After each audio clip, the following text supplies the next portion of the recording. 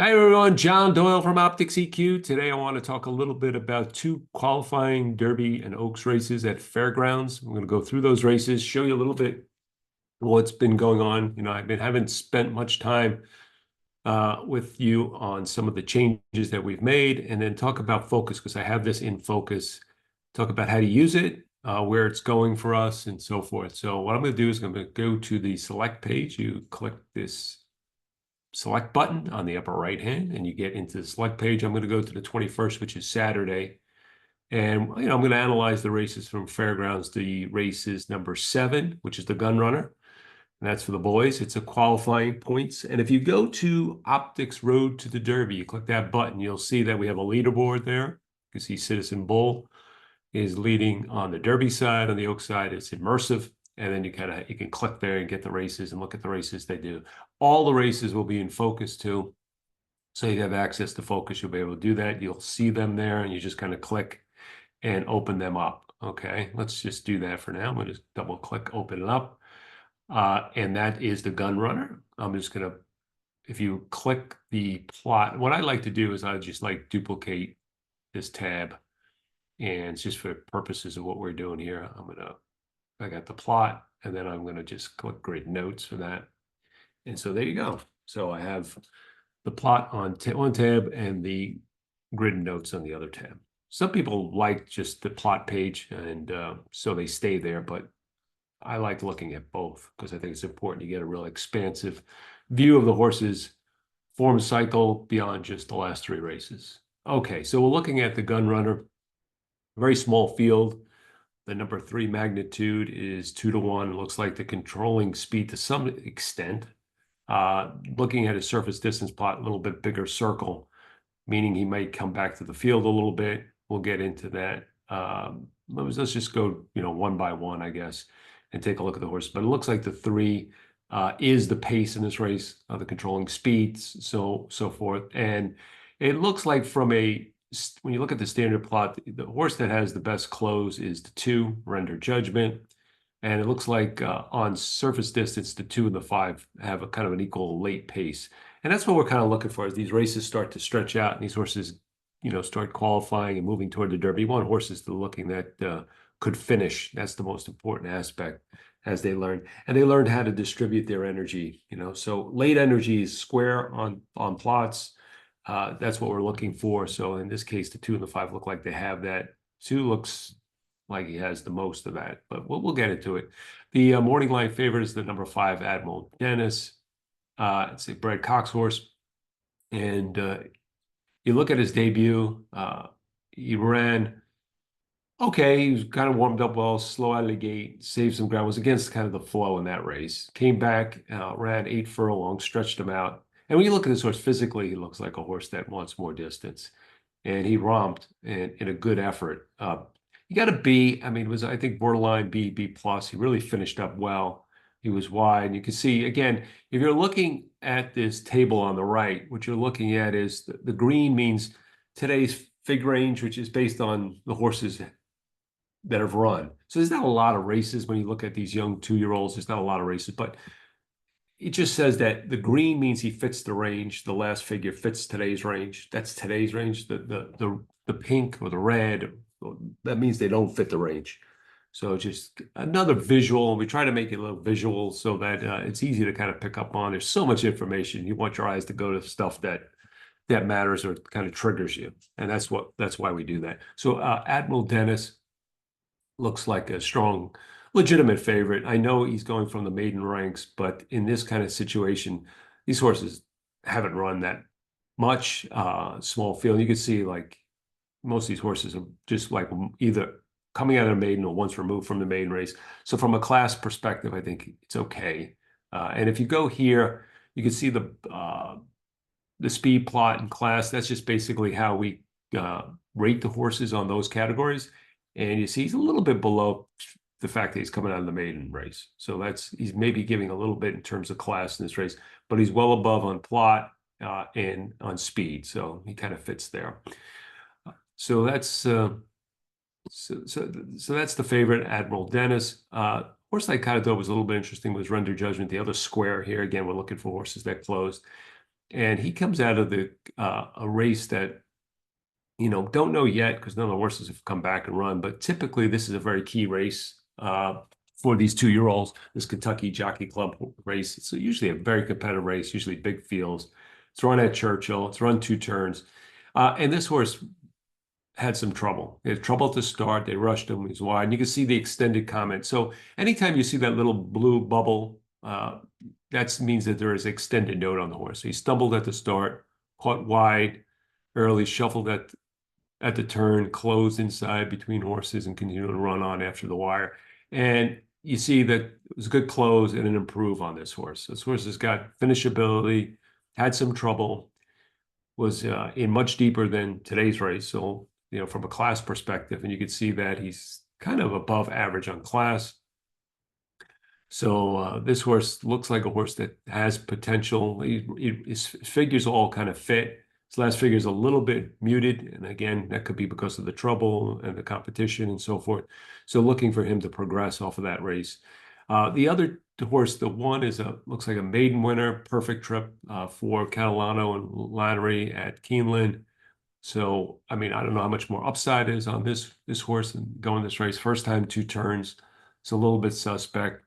The 3 magnitudes, also a horse that's going to take money. We talked about having speed. I'm just not sure about this horse going longer. If you look at his notes, 2 back, it said shorter when he ran at 8 furlongs. He has the look of a 1-turn kind of horse to me. He did run a good race, but he did get a perfect trip last time. It was against winners. So this horse has a little bit more seasoning, a little more experience, I should say, than some of the others in here. But I just don't think that 2 turns is going to be optimal. He may still be able to, control the pace and go on with it. But I think a 2-to-1 is a horse that I'm a little bit eerie on. I kind of favorite the 2 more than the 1 in this case. And then the 4, Chris's Revenge. This horse has kind of run 3 times, nothing special. He's coming in from Belmont. He just, this horse, they had this horse as a maiden claimer in maiden claiming races. So a little bit cheaper, obviously. You can see he's below on class, below average on class for us. I think this is going to be a tough assignment for him, kind of playing against him. So to me, I just kind of thought that the 2 looked like a horse that probably presented the most value, and the 5, Admiral Dennis, looks like a legitimate favorite. So I'm going to show you, I'm going to go to Focus because we have this race in Focus now. I put it in there. So yeah, you see I say legitimate favorite, confidence level, and based on the morning line, I just think rendered judgment offers the value. So you got to think about how you want to play this. Maybe a win bet on rendered judgment over Admiral Dennis and an exacta. Depends on how you want to look at this race. It depends on the prices. So the way we do this in Focus is we do a rating, right? So we rate the horses, what their rating is. So what tier 3 and all this tier stuff means is that we rate this horse as a win contender and we just rank it. So built as a win contender, but much lower in terms of tiers than render judgment. So rating render judgment high. So tier 1 is the highest. Those are horses that, like a flight line, just expect the horse to win, single types horses. You rate those horses. 2 is a horse that's very strong contender. And tier 3 is more horses that have a shot at winning, but they're more fringe win contenders. Okay. And then exacta is horses that you think that could finish in the exacta or the trifecta as a super. And, in this case, Chris's Revenge, the highest ranking we think this horse will finish the exacta. We not even say that he's going to finish the exacta, but that's his highest rating that we would get, and that's what the rating is. We're giving the horse the highest rating we think he can have. And so when you do that, what happens automatically, the computer will create a fair odds assessment. You can look up here, or you can look inside, where we have the information about the horses. So the fair odds for built, for instance, is 6-to-1. We got roughly between 2 and 5-to-2 on the render judgment, 2.33. So that's why we think he's value, because based on the morning line, he's under that number. And then you'll see the edge will appear in green. Now, if you disagree with me, that's fine, because makes this game great. You can adjust these ratings. And let's say you think he's less of a contender, you think he's a tier 3 contender, you can click it here, and you'll see the odds will adjust. This horse went from 2.33 to 3.33. So you can do that. The only thing is you can't save it right now, but you can do this. And you could be in this page while the race is going on, because what we do during the race, like when the race is about to run, we will adjust the edge based on the real-time odds. Okay. So you can be in here watching the race, adjusting, play around with your rating if you disagree with my rating. And then you'll be able to go to this quickly, go up to this ranking and see, how you rank the horses and what the edge is based on the real-time odds. And so you can look at it and say, boy, the green really pops to me for a win or exacta, what have you. So it's a great tool. You don't have to worry about, trying to create a fair odds line, because that could be kind of cumbersome. It automatically does it based on your rating. You're rating the horses. So again, let me just go through the ratings again. Tier 1, that's like your best horses. Horses you think are kind of like singles. You're not going to have more than 2 of these. Even that, mostly one horse is going to kind of fit a Tier 1. Tier 2 is like if you have some strong contenders, you can have 2 to 3 of these in a race, maybe. Typically 2. You don't want to go crazy on this. And then Tier 3, more the fringe win contenders. Horse could win. It's a race that I'm really not sure, so I may have 3 or 4 of these Tier 3 contenders. If it's a big spread race, I may have even more than that. And then you get the idea with exact. Again, toss will basically toss the horse. The odds will be astronomical. And then not running. So for instance, if you know of a scratch and you just want to eliminate a horse, you can just click the not running. Okay. So that's focus. In the future, what we want to do is give you the ability to save and then look at your results over time. And we're working on that. But in the interim, this is the way it is, and you could play around with it. And that's that for focus. Okay, let's go to the next race. This is the Oaks one, and it's the Untappable. And this race is a little bit more competitive. And I'm going to go probably just right to focus so I can show you how I evaluated this race. Let's do that. So here we go. So basically, I think it's a contentious race. And you can see, this is what I'm talking about. You see, I have 3 horses as Tier 3 contenders. So I'm not really sure who's going to win. So I kind of rank them closely. And really what I'll be doing is using the real-time odds, the post-time odds, to evaluate how I may bet the race. Right now, based on the morning line, to me, the number 8 Drexel Hill looks like a good bet. Okay, I got a major edge on this horse. If you scroll here down, the horse is 8-1 in the morning line. I have the horse roughly 3-1. So I think this is a tremendous value play. And so that's kind of the way it looks right now. Now, again, this all may change based on the real-time odds, but I just wanted to show you. And the reason I do like this horse is just he's just got the best late kick in the race. Let me bring up the plot. You can see the 8 here, huge square. This horse has got some real serious late kick. And you can see like the rest of the field just looks like not much. And again, we've talked about, just applies not only to the Colts, but to the fillies, is that late pace, especially in these, races where horses are learning to stretch out, is very important. She doesn't have a plot on surface and distance. That's because she's been running synthetic. So she's got to make the transition from synthetic to dirt. I think she can, based on her works. She looks like she can. The trainer's a little low profile, but sneaky. And I think he's good at this. And if you go into like, we're going to do some more stuff with trainer in the future. But for now, if you go in the plot, there's trainer, stat, cloud. You can see this horse kind of like stands out a little bit on the ROI. This is Drexel allowance. It's all weather to dirt. Again, limited starters, only 8 starters, but just good to know that this horse can do that. This trainer has the kind of the history behind moving horses from synthetic successfully to dirt. And like I said, the works look good. Big late pace, good price. I think this horse or this filly looks like a contender. Last race was a maiden breaker, but they're all coming off similar maiden breakers. So there's no, you can see like maiden special weight. Other than the 1 and the 6, they've all never faced winners. Okay, so they're all kind of in the same pot.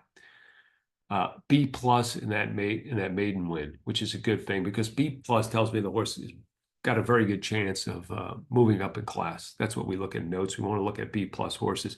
Those are horses that could most likely stand the ability to go to the next level and win. So that's another thing.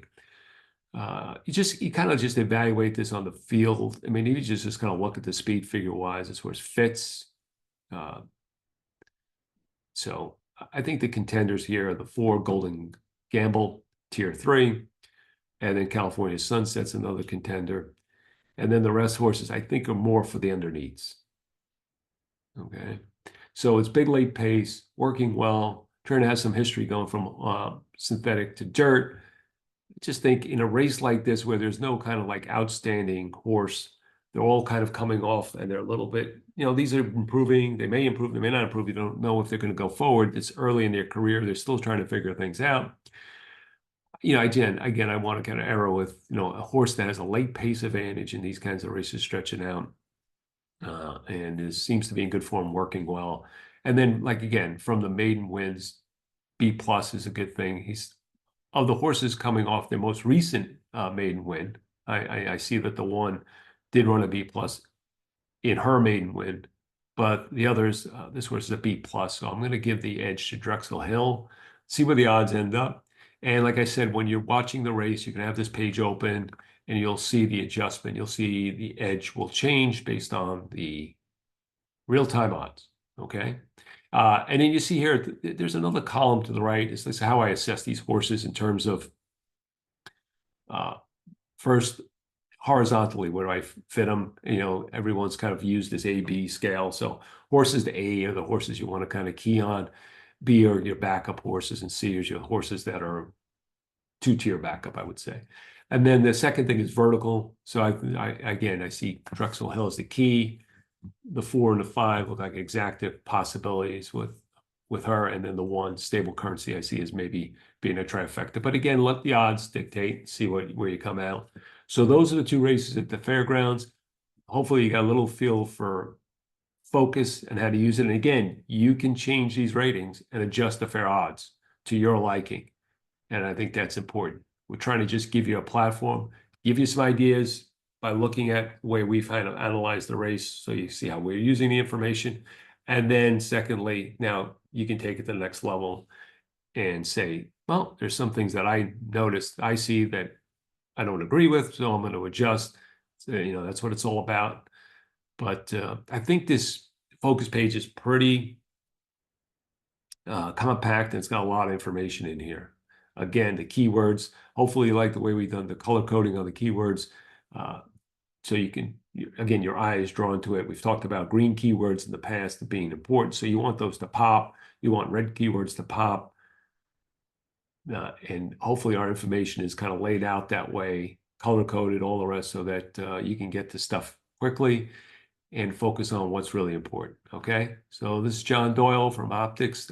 Thank you for listening, and good luck on Saturday at the Fairgrounds.